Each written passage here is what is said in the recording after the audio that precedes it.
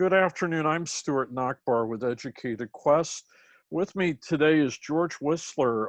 He's a good friend of mine in central New Jersey, partner and portfolio manager at Princeton Global Asset Management. George is an industry veteran with over 30 years of experience in wealth management, with particular expertise in portfolio management, life coaching, and financial advanced planning. I've talked with George in the past about how families can plan for college, whether their children are in elementary school, middle school, or high school. And I hope you stick with us because there's going to be some nice little nuggets that you can take to the bank, so to speak. George, thank you for joining me this afternoon. Thank you, Stuart. Thanks for having me. From your experience, have most families planned to cover college costs while their children were in middle school or elementary school? Actually, from my experience, life kind of just happens. So people meet, they fall in love, they get married, they start having kids, and they keep piling things on and on and on. So planning, actually, I find only about maybe 15 to 20% of folks have a formal plan starting out from, let's say, the first several years of a kid's life for college and the financing. So more of what I end up with is people finally realize they're only a couple of years out, and then at that point it's help. What do we do? Is that too late for like 529s and other instruments designed to help families save for college? I actually am not a huge 529 proponent. And not that anybody slapped me in the face and woke me up. It's just through experience. Folks, when it's time for school, they face the FAFSA forms for financial aid. And there are questions on there pertaining to the prospective student's financial situation and as well as the parents. And I have found that when you list assets such as a 529, the school is going to look for you to pony that up on the front end and spend all of your money before you're going to get into the financial aid. So, not that this was a planned trick, but I have found with some families and over the years, the most effective planning for college has been what I call the grandparent planning, because there are no questions on the FAFSA forms pertaining to grandparents, and often grandparents want to do something, so them contributing to a 529 plan with the child as a beneficiary is going to show up on the forms.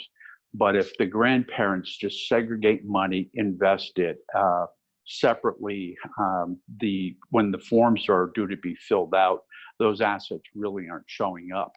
And the other neat thing is there is a limit that you can only give somebody $15,000 a year without filing a gift tax return. But if a grandparent were to write a check directly to the school, that's not a gift to the child. And an example of this situation is I have a client, twin girls, and they're both in school. The school is $55,000 a year. They're juniors now, and the person was looking at $110,000 a year. For the two girls, his and her cost in total is $26,000 a year, and the grandparents are paying that other $26,000. So the client is actually still saving for retirement without the big impact of school. And really, that's the most effective planning method that I've seen out there. And I have not seen anybody come up with a term for it, but just through trial and error and helping folks, that's been extremely effective. The college that those two young women go to, is that a public college or private? Actually, it's in Virginia, and it's a public school. $55,000 a year. I actually recommended to the client, we went on to Amazon together. If you put in college financial aid, there are multiple books that come up with 5-star ratings. Oh, yeah. We chose two of them. The client actually really got into it, made it his purpose, and with those books, quite frankly, between his and his spouse, they make $150,000 a year. They're not, doing horribly. They were able to get that kind of aid using the different tactics. Now, his children are good students. They are both RAs, so that helps there as well. But taking a $110,000 a year cost down to $26,000 a year, significant impact. And his parents can now step up and pay that $26,000 for them. They're very fortunate. Are most of the clients you run into the parents of the child? Are they fortunate to have grandparents who can help? It's more likely than you can think. There that generation is still what I would call the pension generation. Stuart, you and I are not going to get pensions. We're going to have to take care of ourselves, but I still do see a lot of pensions. They work for PSE&G, they work for AT&T, they get their $7,000, $8,000 a month, plus they've saved several $100,000 while they were working. They had these grand plans in their retirement, but quite frankly, they enjoy staying home and watching TV and going out to dinner at 5 o'clock in the afternoon. So I actually, it's more common than you would think that grandparents are able to actually help their grandkids.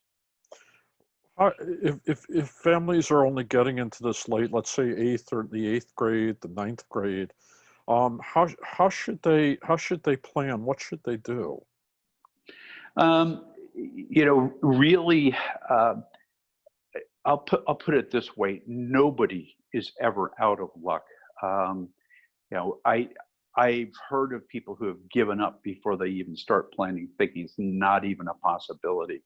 I actually, again, this is through a connection of mine. Very successful accountant. His children, both of them, they both went to Mercer County Community College. If you have a B average or better, your community college, you're going to get into Rutgers. Both his kids graduated from Rutgers. One of them became a school teacher. The other one went to Seton Hall, got his master's in accounting, and now works for one of the big firms up in New York City and makes a whole lot of money. So, don't ever feel like this is not obtainable. It is always obtainable. There's a way to get there. If there's a parent and they're an alumni of Washington and Lee, let's say, and it's $60,000 a year, and they want their child to go there,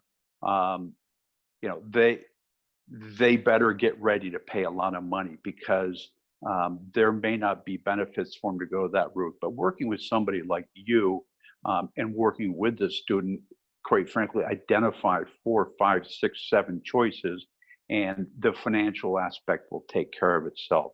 Because if the student deserves to be there, they're going to be there, and the monies will work themselves out. So to answer the question, just get started on the planning. Even if your planning is the community college, then going to a state school, that's a great plan right there to start with. I know in my field, I see people who come to me and say, I have got to go to that school, otherwise my life is over.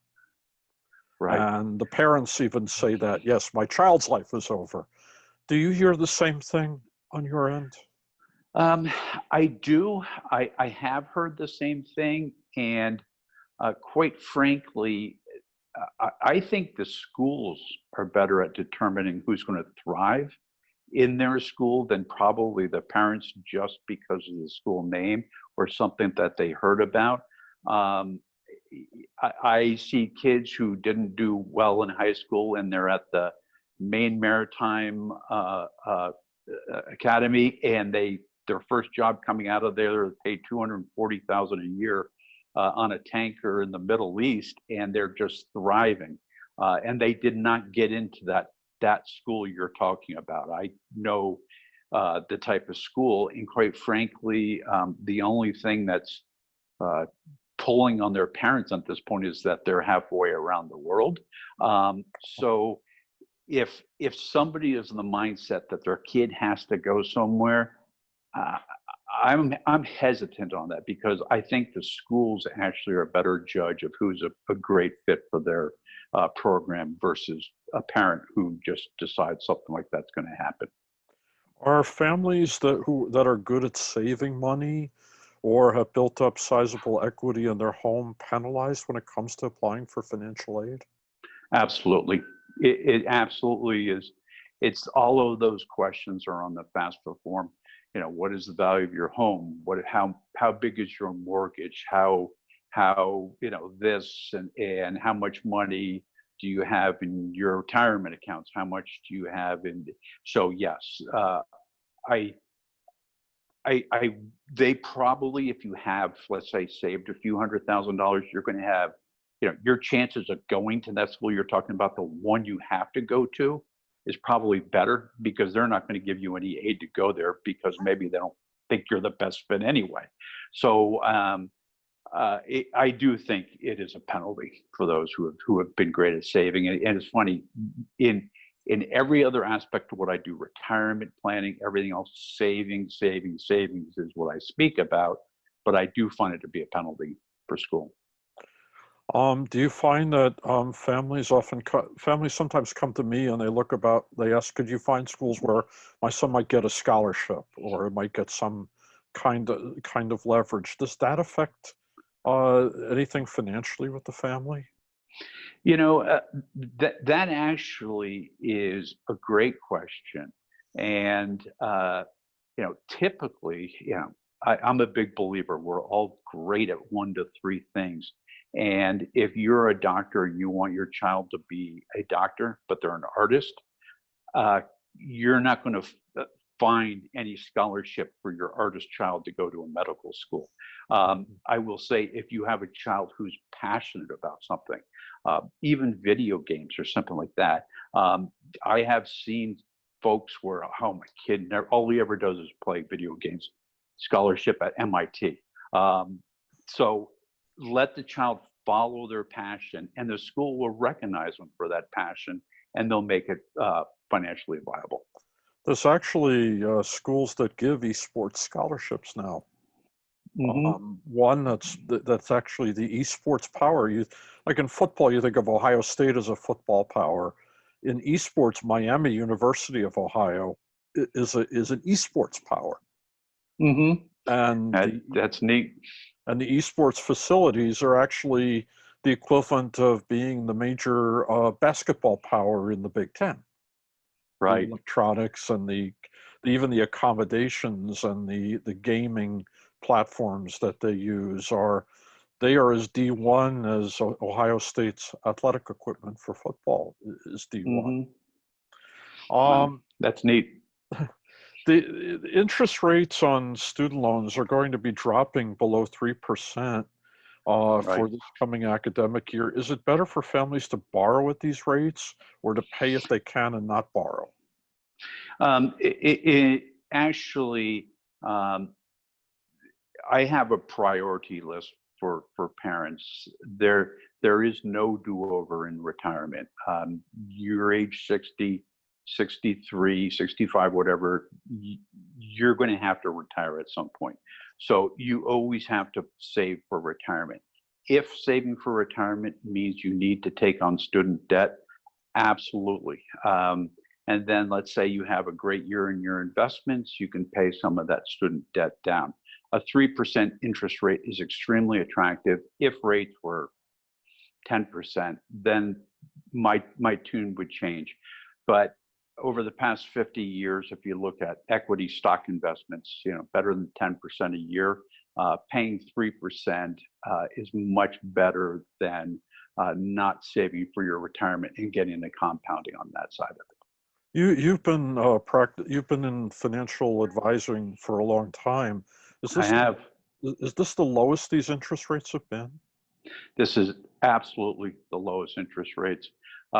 Not that it's a school-related issue, but I have a client fresh off the boat from Italy in the 1960s, never had debt in that person's life, and recently took $1 million mortgage just because over the years he sees how well his investments do. He thought, I only have to pay this much, and part of it's tax deductible, so why not take a mortgage at this point? And quite frankly, the person is retired. So these are the lowest interest rates. Is this a COVID thing? No, rates have been declining for 30 years.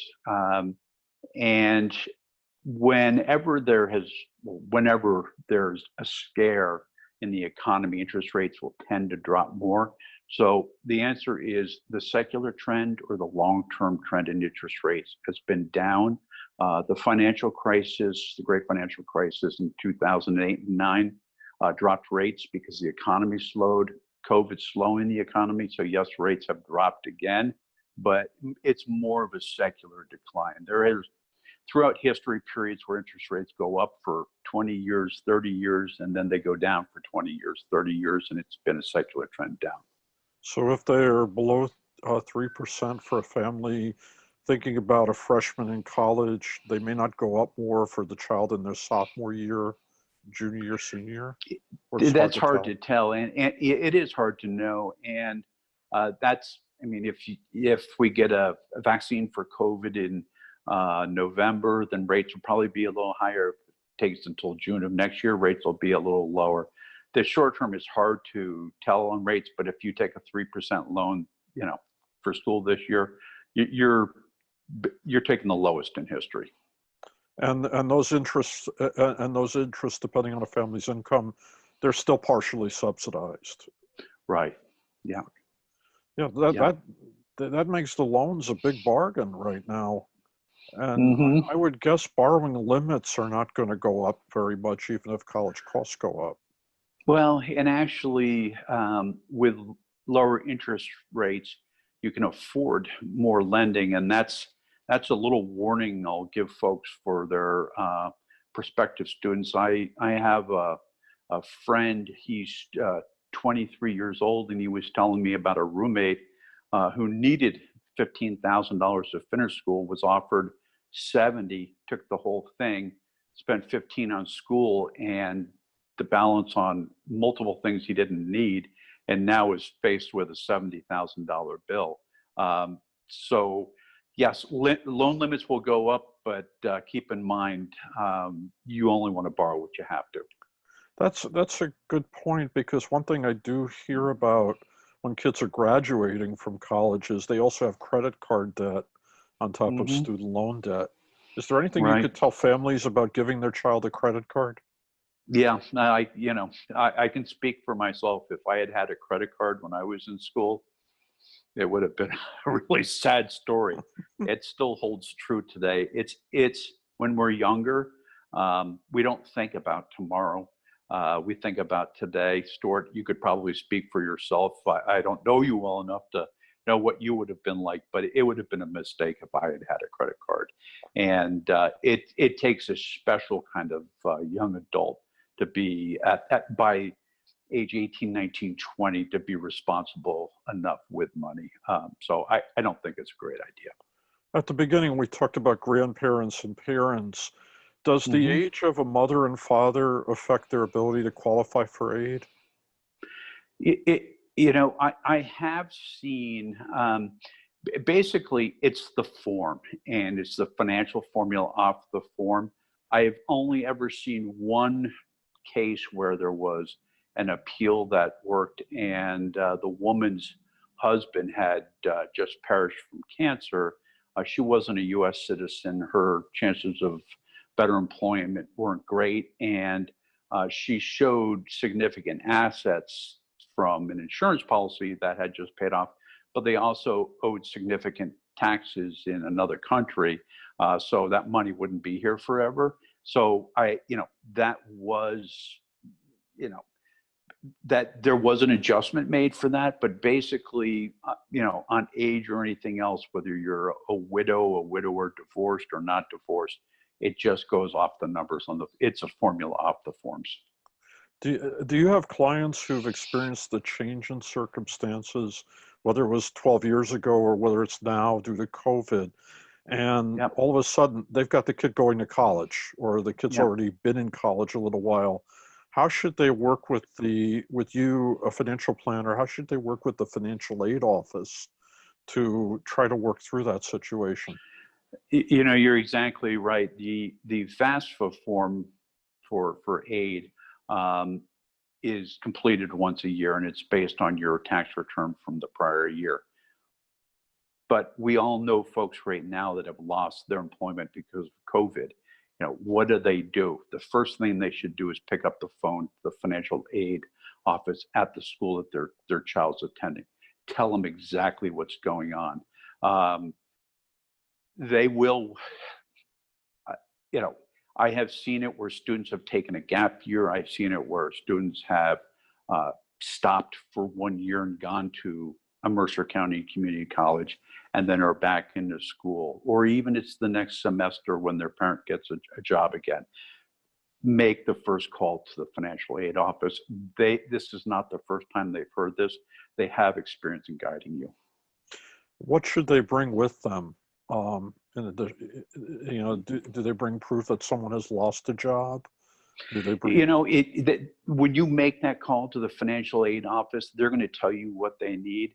And they may even say, well, you know, depends on which financial aid office at which school. You know, you will need to have been out of work for at least, you know, 8 weeks for us to have this discussion. Well, you're going to have to wait the 8 weeks, and then maybe the student isn't back for that semester.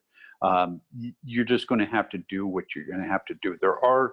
I've also seen it where I can't remember the name of the financing company that works with most schools, but you call them up and they'll put you on a payment plan, and if you have good credit, they'll pay for that semester and put you on a payment plan and help you get the aid that you need. It's actually a company that will work with you to get the future aid you need on your changed circumstance. I apologize, I can't remember that company, but when you call the financial office at the school, they'll give it to you right away. That's an interesting point. One of the things that I do hear is my child is at expensive private college, whatever it's called, and now things are not, you know, what we hoped they would be, and they say, you know what, can my child come home? And I know New Jersey, 10 colleges are actually offering scholarships and offering assistance. Say, look, you're going to school out of state at a private college, we'll help you to come home. The College of New Jersey is one of those schools. Montclair State is another. Sure. Do you hear anything like that from families with children in college where, look, this school is just going to be too expensive for us, we've got to change schools now? I have not heard that yet. I'm hearing more of unknowns. Yesterday, I was speaking to a young lady, and she goes to Eastern down in Philadelphia. Okay. They go back on August 23rd. They're in person until Thanksgiving. Then they all go home, and they're on holiday break from Thanksgiving through the middle of January with some online requirements. And then the school is going to decide what it's going to do after that. So you have, it's even hard, not on the financial side, it's hard for people to make a decision on what they're going to do, because it's very hard for the schools to make a decision on what the right thing to do is, because we just don't know what the news will be on, let's say, the virus in 60 days. So I've seen a lot of question on people's faces, and but I would say most of them are rolling with the punches and just waiting for the updates. I've not personally been involved with a situation where somebody says, we just can't afford it this year, our kid's coming home. I'm sure that is happening, and I'm sure what you're talking about is a great option. Is it more comforting to have your children closer to you in a time like this? Probably so as well. Yeah, the only ones who really can't do it are people like rising into their senior year, because they've committed to a major. And the last year is when you get the advanced courses in your major, and you're hoping to use the services that school offers. That's the only, they're the only ones I've seen who can't do it. Or if you're at the Maine Maritime Academy, there's no alternatives to that in New Jersey offering a scholarship. And if that's somebody's passion, you're just going to have to find a way to keep it happening. Those are very specialized schools, I would guess. Absolutely, yeah. So what we have now is kids' parents who are saying, the school went online for the Right. past semester, and they didn't feel they got their money's worth because Right. they were not on campus. Have you heard that as well? I hear that a lot. Um, Actually, I agree with that, but I will also say um, none of us planned for this to happen, and a lot of businesses, a lot of industries have had to change. And in quite frankly, I think it's great that they could move this quickly to move online. I personally, I Yes. believe that some folks probably did better online, but the majority of them didn't. But it was what we were dealt, and it's what we had to deal with. I have heard some comments of, "My kid's going to take a gap year. It just didn't work online." Um, that's that student, but there are some, like I said, who are probably thriving. Is a student penalized if they work too many hours while they're trying to go to school? Um, Penalized. I would say if they work too many hours, it could affect their school. If you're talking about from the financial aid perspective, Yes. that would be on the forms as an income. Um, Quite often, it's more of you see a student and their work is being an RA, which lowers their room and board gets cut in half or whatever. So that's really not on the forms. Or maybe they have a part-time job in the library. And so I don't see that impacting so much. The things that impact it is you have that genius child, and I'm thinking about somebody in particular. They started a sunglasses company when they were 16, and they were making a few $100,000 a year. They Oh, paid for their own school. uh, wow. yeah. That's tremendous. That's tremendous. Are they still in Hmm. that business, or did they move Yeah, out? they actually are. So, Wow. Yeah. hmm. It doesn't pay to quit. If you're Nope. already succeeding and you can invent they something new, why not? Yeah, that child actually went to Boston College, and quite frankly didn't need to go to college, in the rearview mirror doing just fine. So, Are there people who, for financial reasons, should not go to college? well, um, that's an interesting question because I have a dear friend who owns a foreign car automotive shop.